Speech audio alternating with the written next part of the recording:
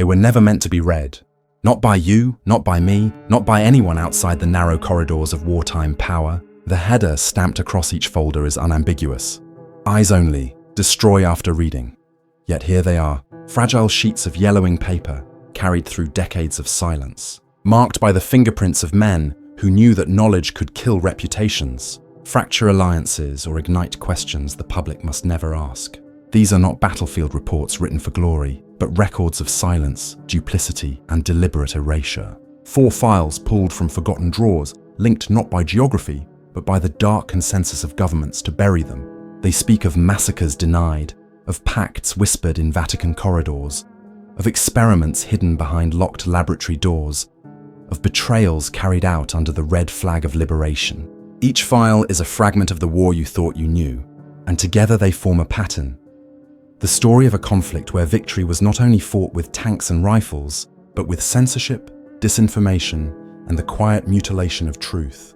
Tonight, under the header, 4 hidden WWII files, the public was never meant to see. Those suppressed accounts are opened, and the words once sealed in secrecy will be read aloud. Chapter 1. The Erased Massacre at Le Paradis. The official history of the British Expeditionary Force in France during the spring of 1940 tells a story of desperate retreats, brave stands, and the miracle of Dunkirk.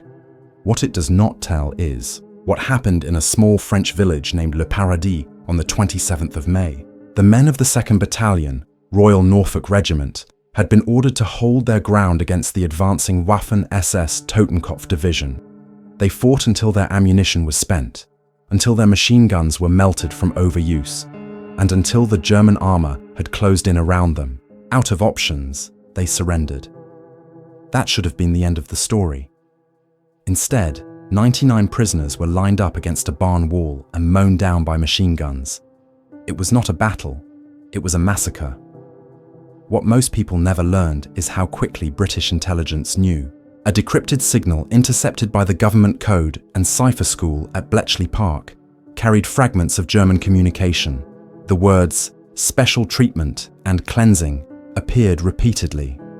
Within days, field reports reached MI5, describing survivors crawling from the blood-soaked mud, shot through limbs, pretending to be dead until nightfall allowed escape. Yet these reports were stamped classified and hidden away. A memo dated June 2, 1940, from the War Office reads with chilling clarity, "Disclosure would damage morale and compromise ongoing diplomacy. File under Operation Deny." 2 men survived the execution, Privates Albert Pooley and William O'Callaghan. They were captured by the Germans but later repatriated. Their testimonies, recorded under oath in 1943, described in agonizing detail the moment the SS gunners opened fire, the cries of the wounded, and the final pistol shots delivered to the skulls of the fallen. The transcripts of their depositions were immediately filed away, locked under references WO31167 and FO371-24384. Few outside closed military circles ever read them. The Totenkopf Division, commanded by Theodor Eicke, was infamous even among the SS. Composed largely of men drawn from concentration camp guard units, they had been hardened in cruelty long before they stepped onto a battlefield. What happened at Le Paradis was not an aberration. It was consistent with their methods. Yet the British government chose silence. Instead of using the atrocity for propaganda, they buried it. Why? The answer lies in the fragile diplomacy with Vichy France and the need to maintain a narrative of British resilience. To admit that surrendered troops had been slaughtered so mercilessly might have fractured faith in the command's ability to protect its soldiers. When the war ended, fragments of the truth emerged during the Hamburg trials of 1948. Former SS officer Fritz Knöchlein stood accused of ordering the massacre. Pooley himself testified against him. Knöchlein was convicted and hanged. But even in those proceedings, much of the British file remained sealed. The public was told that justice had been served. Yet the scope of prior knowledge, the intercepted radio traffic, the suppressed photographs, the concealed War Office memos, was never disclosed. The record was scrubbed to appear as if Britain only discovered the massacre after victory, Inside the redacted pages is evidence of photographic negatives taken by a French civilian who stumbled upon the aftermath before the bodies were buried. Those images, described in the file, show corpses lined in rows, hands bound, faces obliterated.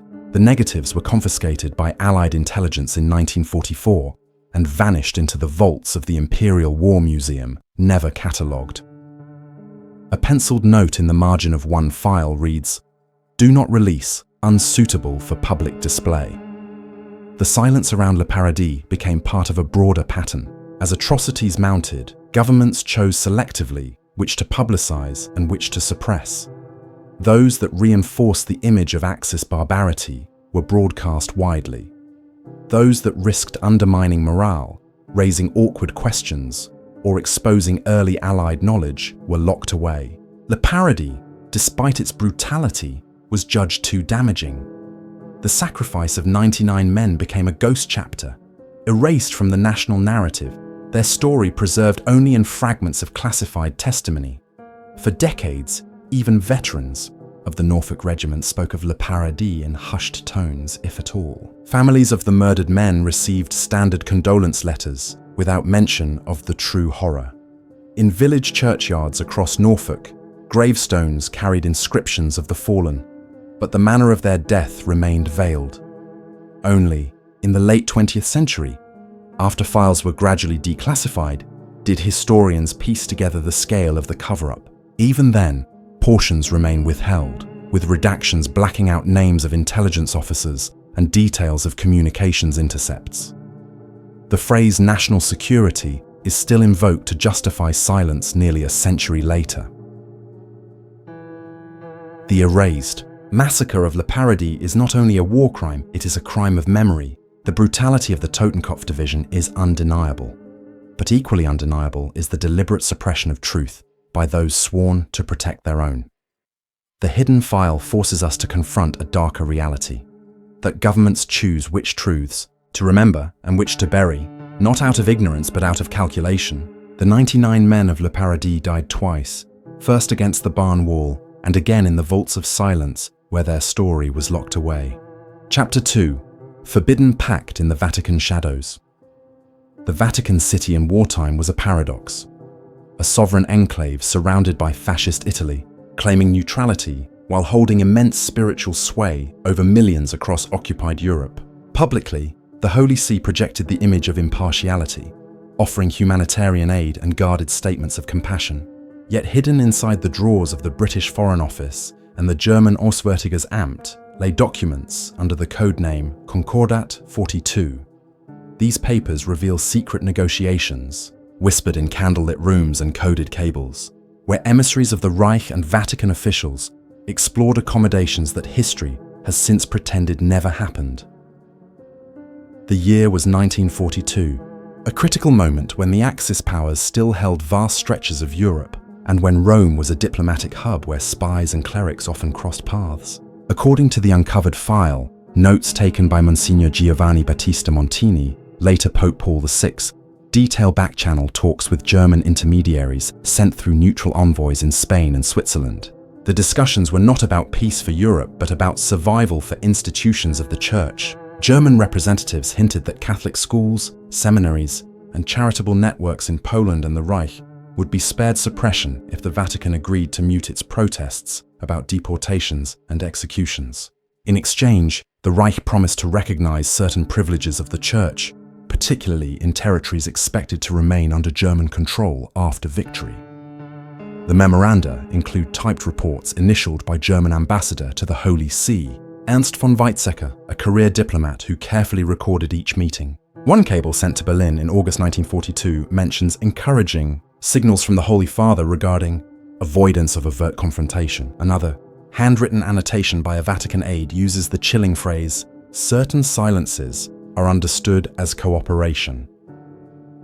These documents were so sensitive that even within the Vatican, they were circulated only among a handful of trusted cardinals, often without the Pope's explicit signature. To maintain plausible deniability, British intelligence was aware. A decrypted message intercepted by the British monitoring station at Hanslope Park in late 1942 confirmed German couriers passing through Madrid carrying coded dispatches to Rome. MI6 analysis, attached in a file labeled FO 3711-34366, warned possible Vatican accommodation with Reich interests, extreme delicacy required. Yet the Foreign Office chose not to publicize it. To expose the Vatican risked shattering Allied relations with Catholic populations in France, Belgium, and the United States, where faith was intertwined with morale and political unity. Silence, once again, became a tool of strategy. Meanwhile, the Vatican outwardly issued carefully worded statements. On Christmas Eve 1942, Pope Pius V delivered a radio address lamenting the suffering of hundreds of thousands who, without any fault on their part, sometimes only by reason of nationality or race, are destined for death. To sympathetic listeners, this was a condemnation of the Holocaust. To critics, it was a veil of ambiguity designed to speak without confronting. What the classified file reveals is that behind this public caution lay private assurances being exchanged with envoys of the Reich. The Vatican sought to protect its institutions. The Reich sought legitimacy through dialogue with the most powerful spiritual authority in Europe. Handwritten appendices in Concordat 42 go further. They describe secret financial transactions where church-controlled banks in Switzerland facilitated the transfer of Reich gold, some of it later traced by Allied investigators to looted assets from Jewish communities in Austria and Poland. A chilling footnote in the British file reads, "Documentation of Vatican financial channels. Defer release. High risk of destabilization."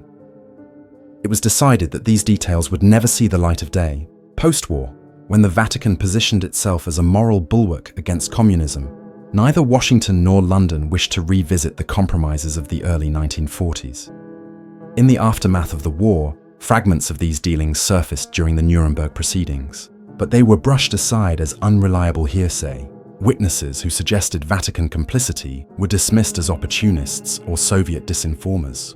Yet the sealed papers tell a different story, of calculated diplomacy, of a church unwilling to risk annihilation, of German officials exploiting this hesitation to prolong silence. The result was not a formal treaty, but an understanding, never acknowledged, always denied, that the Vatican would temper its protests so long as the Reich restrained its direct assaults on Catholic structures. The shadow of this file stretches into the Cold War. As the Allies reconstructed Europe, the Vatican became a vital partner in mobilizing Catholic populations against communism. The same governments that once tracked its wartime compromises now chose to erase them from collective memory. In 1946, a secret memo circulated within the CIA's precursor, the OSS, noted, "Past Vatican communications with Reich known. To expose would compromise future cooperation. Recommend permanent classification," and so it remained buried, deep within archives under lock and key, unmentioned in public narratives, erased from textbooks. The existence of Concordat 42 forces a confrontation with uncomfortable questions. How far can neutrality stretch before it becomes complicity? What price is too high to preserve institutions of faith? The Vatican, wrapped in silence, calculated its survival at the expense of open moral defiance. The Reich, sensing opportunity, wielded that silence as tacit approval. For those who expected the Church to be the unyielding conscience of Europe, the revelations hidden in these files remain a wound that diplomacy and secrecy conspired to keep closed. Even today, with archives slowly pried open, many of the pages remain missing, marked "withdrawn for national security reasons." The Forbidden Pact in the Vatican shadows was not only a negotiation between powers, it was an agreement to conceal the truth itself. Chapter 3. Disturbing tests at Porton Down. Hidden away in the chalk hills of Wiltshire, behind barbed wire fences and the cold geometry of military laboratories, lies Porton Down. During the Second World War, the site was officially described as a research station for chemical defense. To the public, it was a shield against the threat of German gas attacks, a place where scientists worked to ensure that British soldiers would be protected should Hitler unleash the horrors of Ypres once more. But inside the classified files stamped "Destroy after reading," the story is far darker. What took place in Porton Down during the war years went far beyond defense. It entered the shadow realm of human experimentation, where servicemen became unwitting subjects in trials of chemical weapons. whose full consequences were not yet understood. The file opens with routine-sounding memoranda dated 1941. They describe volunteers from the British Army subjected to controlled exposures of mustard gas, lewisite, and phosgene. The stated objective was to test respirators, protective clothing, and battlefield readiness. Yet the attached appendices reveal something different. Medical reports noting blistered skin, lung damage, and long-term illness. A recurring phrase appears in the margins of these reports: acceptable casualties. These words recur with chilling frequency, as if the suffering of young soldiers was reduced to data points in an experiment designed not only to protect, but to weaponize. What makes the Porton Down file disturbing is not merely the tests themselves, but the extent to which they were concealed. The men who participated were told little about the risks. Many were led to believe they were helping trial new equipment or vaccines. Some, in fact, were misled into thinking they were part of research into the common cold. The medical officers overseeing the trials often withheld information, citing the Official Secrets Act. Once inside the sealed chambers where gases were released, there was no turning back. The victims of these experiments would carry the scars, sometimes visible, sometimes hidden in failing lungs and weakened immune systems, for the rest of their lives. By 1942, German intelligence had begun speculating that Britain might be preparing to retaliate with gas attacks of its own. Intercepted Abwehr reports noted increased activity at suspected chemical facilities in England and mentioned American observers present at Porton Down. The classified file confirms this. Delegations from the US Chemical Warfare Service visited Porton Down to observe trials and share notes on their own work at Edgewood Arsenal. The cooperation foreshadowed the deep Anglo-American scientific alliance of the Cold War, where biological and chemical research often blurred the line between defense and offense. In one memorandum, dated September 1943, a Porton scientist wrote, "Opportunity exists for coordinated research with our American colleagues. Progress requires broader experimentation." No mention was made of the human cost. Attached to the file are photographs too disturbing for public release.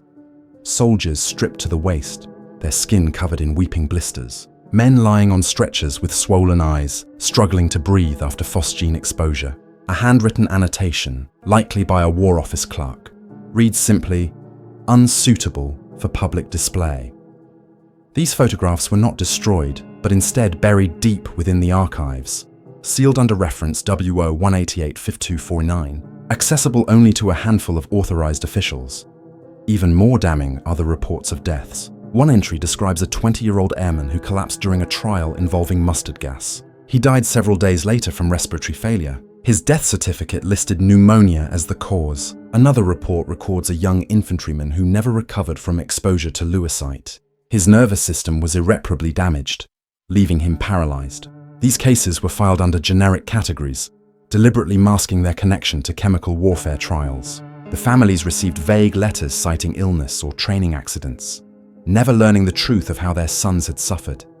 Why were these experiments hidden? Part of the answer lies in the fear of German reprisal. The Allies condemned Nazi atrocities, but any admission that Britain had experimented on its own soldiers with chemical agents would have compromised moral authority. Another reason lies in Cold War strategy. After 1945, as relations with the Soviet Union deteriorated, the research at Porton Down was deemed too valuable to risk exposure. Files remained locked, testimonies silenced, and the victims left without recognition or compensation. The secrecy was not temporary. It became permanent policy, reinforced by layer upon layer of classification orders. One particularly revealing section of the file describes experiments with nerve agents. Though officially first synthesized in Germany in the late 1930s, British scientists were conducting parallel studies by 1944.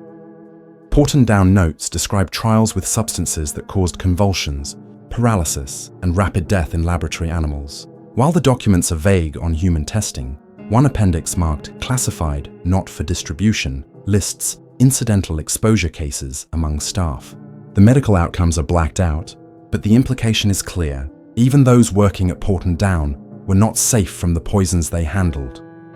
The echoes of Porton Down's wartime experiments reverberated long after the guns of 1945 fell silent. Veterans who had been test subjects began reporting chronic illnesses unexplained cancers and lung diseases. Yet when they sought answers, they were met with denials. The Ministry of Defense repeatedly claimed that all tests were voluntary and that no long-term harm was intended. What those veterans did not know was that their names and medical records were still stored in secret files, coded and cross-referenced as participants.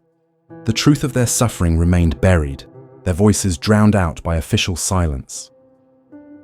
The disturbing tests at Porton Down remind us that wartime secrecy was not limited to intelligence codes or battlefield strategies. It extended into the very bodies of those who served, turning soldiers into experimental material. The Allies condemned the inhumanity of Nazi medical experiments at Nuremberg, yet within their own laboratories, hidden behind barbed wire and stamped papers, they carried out trials whose ethics cannot withstand scrutiny. The classification ensured that the story would remain concealed, shielded from both accountability and history. Only with the gradual declassification of documents decades later did fragments of the truth emerge. And even now, the most damning pages remain withheld, marked not for release.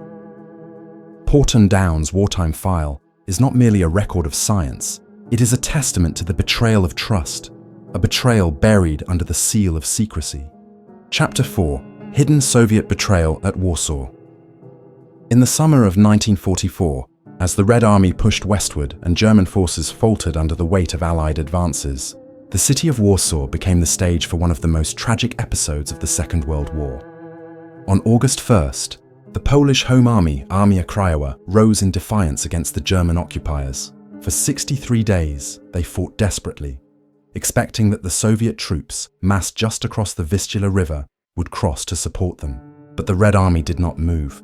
Classified Soviet files stamped Osobaya Papka, or Special File, reveal why. Joseph Stalin had no intention of aiding the uprising. For him, the Polish resistance represented not allies, but political rivals whose survival would complicate his plans to dominate post-war Poland.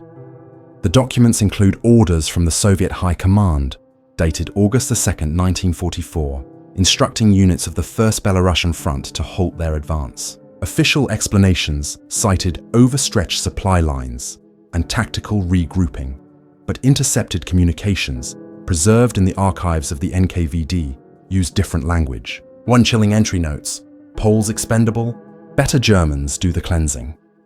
The Soviet leadership calculated that if the Home Army was annihilated by the Germans, the path would be cleared for a communist-controlled Poland under Moscow's direction.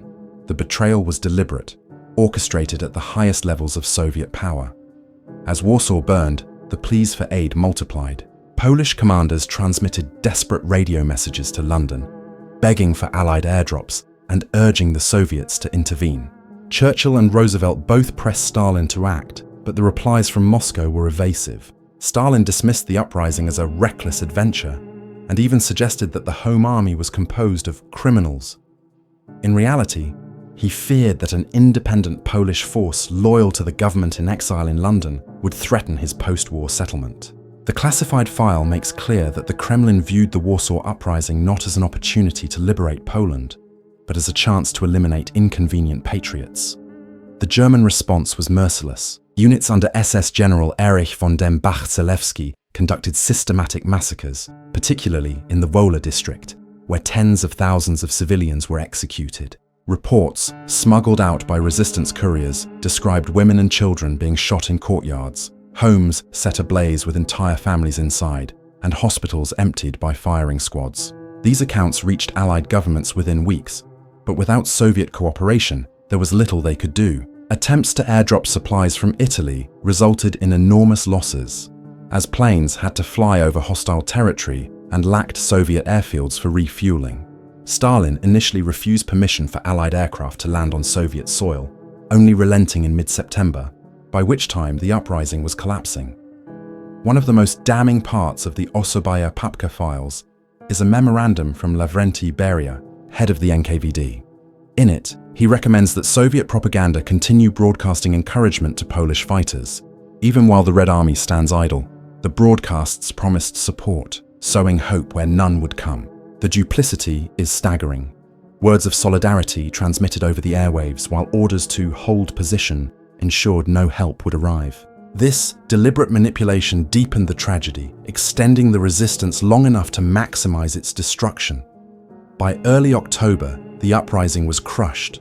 Approximately 200,000 Poles, most of them civilians, lay dead. Warsaw itself was left in ruins, deliberately razed by German forces in retribution. The survivors of the Home Army were either executed, deported, or sent to concentration camps. And the Red Army, stationed within sight of the burning city, finally crossed the Vistula months later, advancing into a silent graveyard. To the world, the Soviets framed this as a liberation. But the hidden file tells another story. The Red Army could have intervened. It chose not to. The betrayal did not end in 1944. When the war concluded, Soviet-controlled authorities in Poland began persecuting the remnants of the Home Army. Former resistance fighters were arrested, imprisoned, or executed under charges of treason and collaboration. The very men and women who had stood against Hitler's occupation were now branded enemies of the state. The special file includes NKVD lists of targeted individuals, their names marked with a cold efficiency. In Moscow's eyes, the destruction of the uprising was not an unfortunate consequence of war, but the necessary clearing of political obstacles. At the Yalta Conference in February 1945, Stalin's duplicity was never publicly challenged. Churchill and Roosevelt, eager to maintain Allied unity, avoided pressing the issue. The betrayal of Warsaw was buried beneath the rhetoric of victory and liberation. Official histories presented the uprising as a noble but doomed effort, glossing over the Soviet decision to stand idle. Only in the secrecy of classified files was the truth acknowledged, that Stalin had chosen betrayal as a weapon. Decades later, when fragments of these Soviet documents began to surface, the revelations confirmed what many Poles had long suspected. The betrayal was not born of logistics, but of strategy. The Warsaw Uprising was sacrificed on the altar of post-war politics. Its fighters abandoned not by chance, but by design. The city's destruction, its mass graves, its silenced resistance, all were part of a calculated act of statecraft. The hidden Soviet betrayal at Warsaw is not simply a tragedy of war, but a demonstration of how liberation can be wielded as a lie, and how allies can choose silence when silence serves power.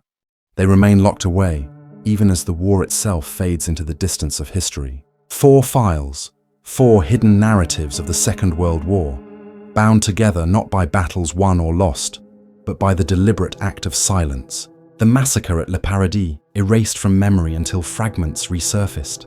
The forbidden pact whispered in Vatican corridors. The disturbing experiments at Porton, where soldiers became subjects. And the betrayal of Warsaw, where liberation stood still on the riverbank. Each file tells us that war is not only about the clash of armies, it is about the control of information, the shaping of memory, and the quiet suppression of truths too dangerous to confront. What else lies buried in sealed archives, behind redactions and classification stamps? What pages remain withdrawn, marked not for release, because they threaten to unravel the stories we are taught to believe? These 4 files are only fragments, reminders that history is never complete, and that silence can be as devastating as bullets or bombs. The war ended in 1945, but the secrecy never did, and perhaps it never will.